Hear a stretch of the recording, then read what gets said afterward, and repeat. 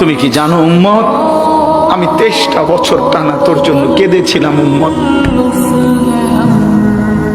আমি এমন কাঁদা কাঁদছি রে উম্মত তোদের জন্য। এশার নামাজের পরে দাঁড়াইছি, ফজরের আজান পর্যন্ত আমি আমার মালিকের কাছে তোদের জন্য, উম্মতের জন্য চোখের পানি ফেলে কাঁদছিলাম। আমার এত চোখের পানি তোর দিল গলাইতে পারলো না।